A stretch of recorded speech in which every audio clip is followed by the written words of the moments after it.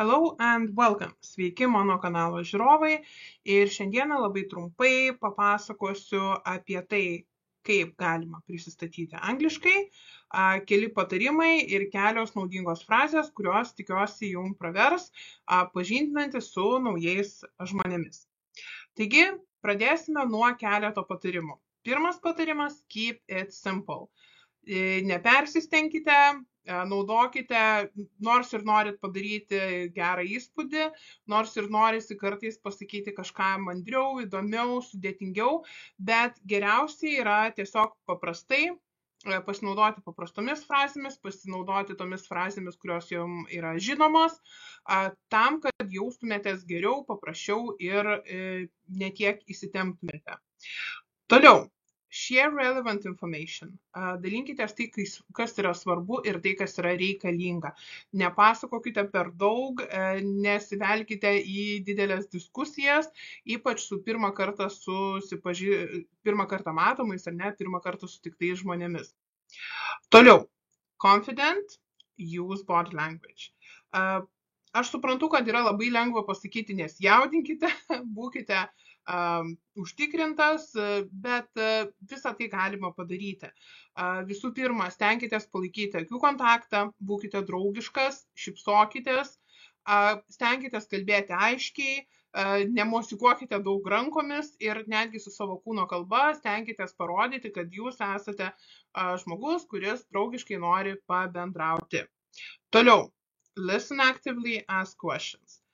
Parodykite, kad jūs taip pat domitės tuo kitų žmogumi, reaguokite į tai, ką jisai sako, nebijokite išreikšti savo emocijų, jeigu tik tai kažkas neaišku, drąsiai klauskite, perklauskite apie tas frazes, paskui dar pakalbėsime, bet tiesiog parodykite savo susidomėjimą ir kitų žmogumi. Vėlgi, žinau, kad tai yra sudėtinga, ypač jeigu jūs jaudinatės, jeigu jūs stengiatės galvoti, kaip jūs kažką tai pasakysite, kaip jums pasiseks kažką tai ištarti, kažką tai perteikti, bet visada žinokite, kad bendravime yra du žmonės ir tas kitas žmogus taip pat yra labai labai svarbus. Ir galiausiai practice. Ne, tai žinodami, kad teks bendrauti ar ne su kažkuo kitu, pasitreniruokite, galbūt suvaidinkite porą dialogų namuose, ar su kažkokiais draugais ar pažįstamais, ar tiesiog vieni patys savo prieš veidrodį, arba net nebūtinai prieš veidrodį. Pasitreniruokite, kaip tarti tam tikras frazes, pasitikrinkite, kaip tariami tam tikri žodžiai. Kuo daugiau praktikos, kuo daugiau repeticijų, tuo jums bus paprasčiau, tuo jūs jausite saugiau ir labiau savimi užtikrinti. O dabar pažiūrėkime į keletą frazių, kurios jums galėtų padėti. Tai labai labai paprastai, kaipgi reikėtų prisistatyti. So, simply, hi, my name is Rolanda. Ne? Arba, hello, I'm Rolanda. Suprantu, kad norisi pasakyti kažką įdomesnio ir kažką neįprastesnio, tačiau jūs turite perteikti pagrindinę informaciją, žmogus turi jūs suprasti, todėl esminiams paprastiems dalykams užtenka paprastų frazių. Hi there, I go by Rolanda. Sveiki, mane vadina Rolanda, ar ne, arba mane taip galima vadinti. Greetings, my name is Rolanda. Vėlgi, galite nevengti įprastų good morning, good afternoon, good evening ar panašių frazių pasisveikinimai. Toliau, jeigu jūs norite prisistatyti pats, tai galite pasinaudoti tokią frazę kaip Allow me to introduce myself, I am Rolanda. Allow me to introduce myself, I am Rolanda. Leiskite man prisistatyti, ne, aš esu Rolanda. Arba I would like to introduce myself, my name is Rolanda. Aš norėčiau prisistatyti, mano vardas Rolanda. I would like to introduce myself, my name is Rolanda. Jeigu norite pasidžiaugti, ar ne, kad susipažinote su įdomiais žmonėm, gal esate kažkokioje įdomioje vietoje, I am excited to be here. I am excited to be here. Man labai smagu čia būti. I am looking forward to getting to know you all. I am looking forward to getting to know you all. Nekantriai laukiu su jumis visais susipažinti. I am looking forward to getting to know you all. Kai jau susipažįstame, labai mandagu pasakyti nice to meet you, malonu susipažinti, arba it's a pleasure to meet you, taip pat malonu susipažinti.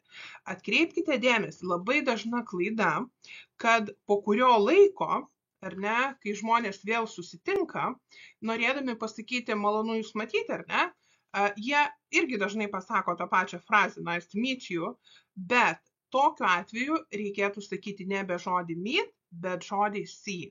Nice to see you. Ne, malonu pasimatyti. Tai nesuklyskite šioje vietoje. Jeigu norite papasakoti apie tai, iš kur jūs esate, tai galite pasinaudoti tokiam paprastom frazėm. Hi, I'm from Lithuania. Hi, I'm from Lithuania. Sveiki, aš iš Lietuvos. Norėdami pasakyti, iš kur esate kilęs, galite sakyti originally I'm from Lithuania. Originally I'm from Lithuania. O norėdami pasakyti, kur užaugote, galite sakyti I grew up in Palanga, Lithuania. I grew up in Palanga, Lithuania. Taip pat galima pačioje pradžioje truputėlį pakalbėti apie tai, ką jūs veikiate, ką jūs mėgstate, kuo užsiimat laisvalaikiu. I'm currently studying English. I'm currently studying English. Šiuo metu aš mokausi anglų kalbos. I'm currently studying English. In my free time, I enjoy drawing. Laisvalaikiu aš mėgstu piešti. In my free time, I enjoy drawing. Jeigu kartais norite paskatinti savo pašnekovą kažko paklausti, if you have any questions, feel free to ask. Jei turite kokių klausimų, nedvejodami klauskite.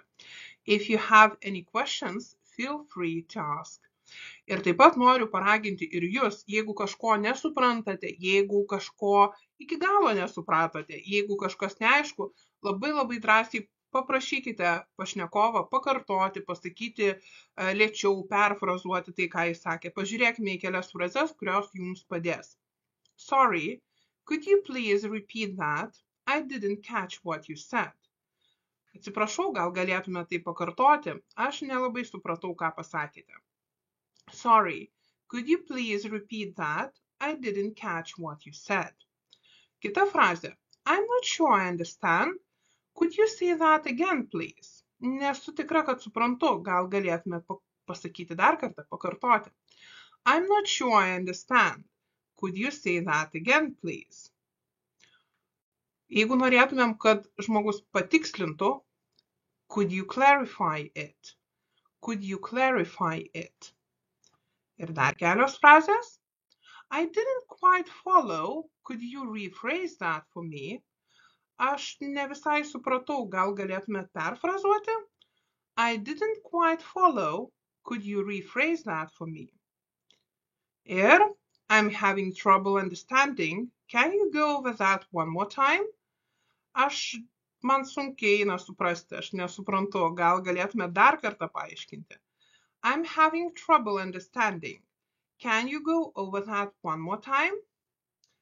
Taigi, tokios frazės prisistatymui, susipažinimui ir perklausimui, jeigu kažko nesupratote ar neišgirdote. O komentaruose parašykite, ar jums dažnai tenka susipažinti su naujais žmonėmis, ar dažnai darote tai angliškai ir kaipgi jums sekasi. O jeigu dar neprenumeruojate mano kanalo, tai noriu paraginti paspausti subscribe mygtuką ir tapti nuolatiniais mano kanalo žiūrovais. Sėkmės ir iki.